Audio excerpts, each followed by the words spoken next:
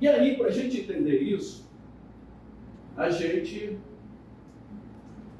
eu coloquei aqui essa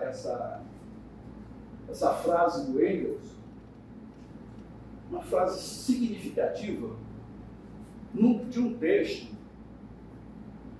Não sei se esse texto está aí com vocês, de um texto sobre, esse livro aqui é o Ludwig Feuerbach, e o fim da filosofia clássica alemã.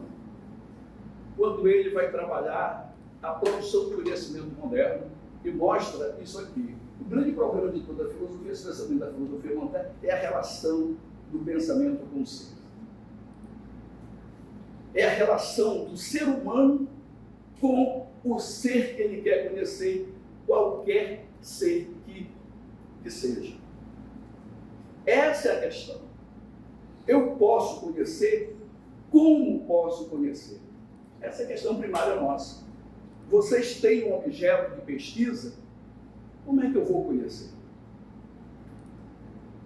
Como eu posso conhecer? De uma coisa já estejam certas, eu tenho que recorrer às teorias científicas. Né?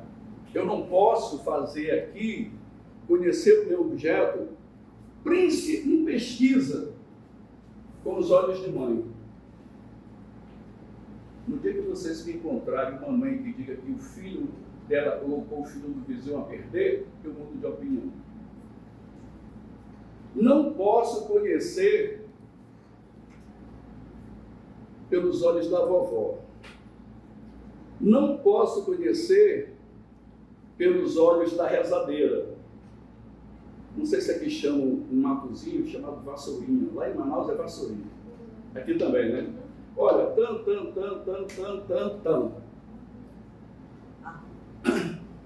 outro tipo de conhecimento.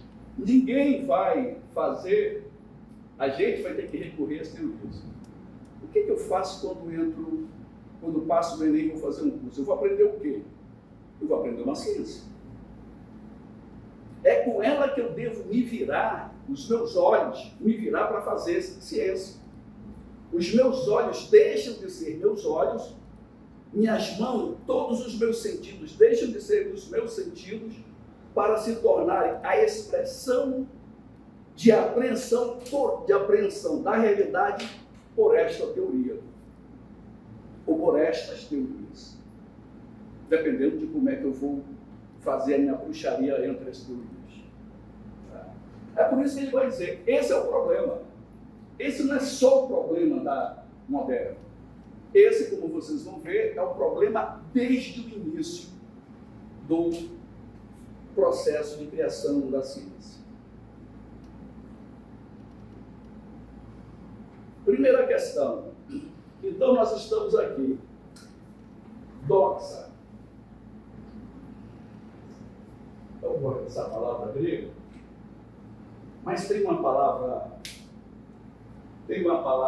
portuguesa que é legal. Ela significa opinião. Prestem bem neste negócio aqui, tá? Porque isso aqui a gente vai discutir muito, eu e Márcio, no nossa parte 4. Veja bem, o que é a doxa? Como é que nasce a doxa?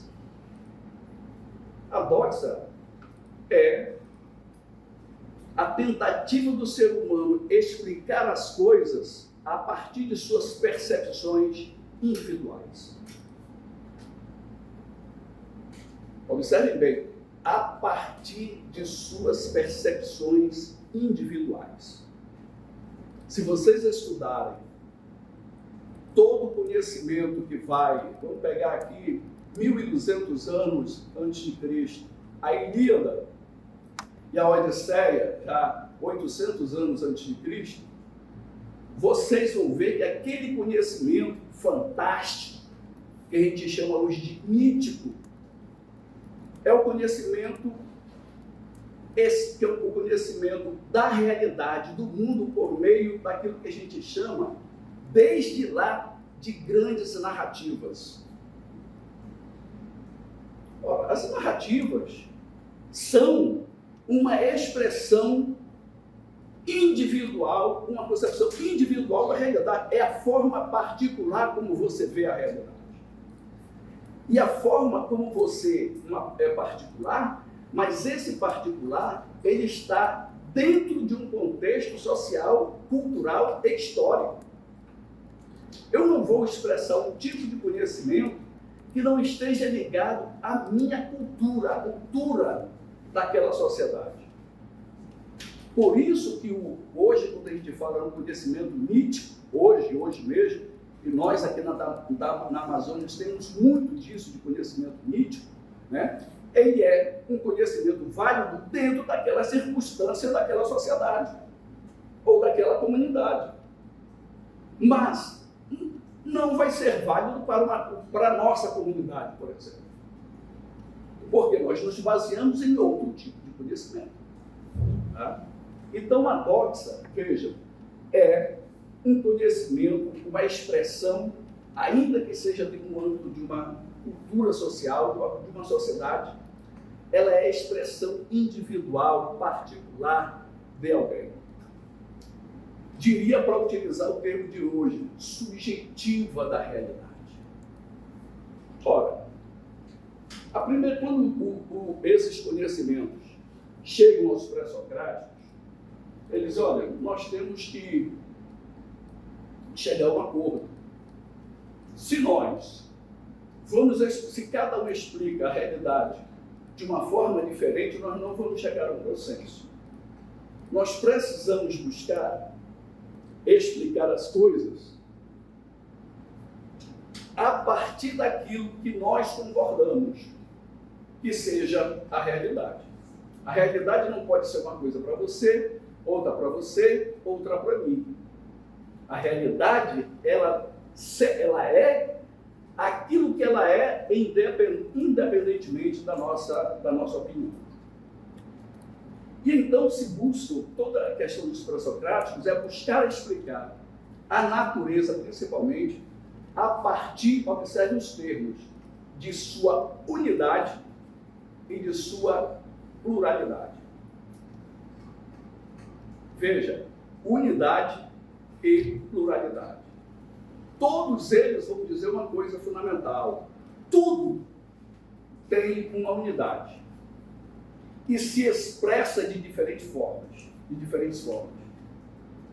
Para Tales era água, para Heráclito era fogo, para Parmênides era a terra, para Anaximenes era o ar e assim sucessivamente. Mas tinha, a partir de uma unidade, se explicava a diversidade do existente. Então observem que um dos nossos, e isso aí vai permanecer até hoje, uma das nossas questões fundamentais é ver nas coisas o uno e o diverso. Se eu vejo nas coisas só o uno, eu estou meio caô.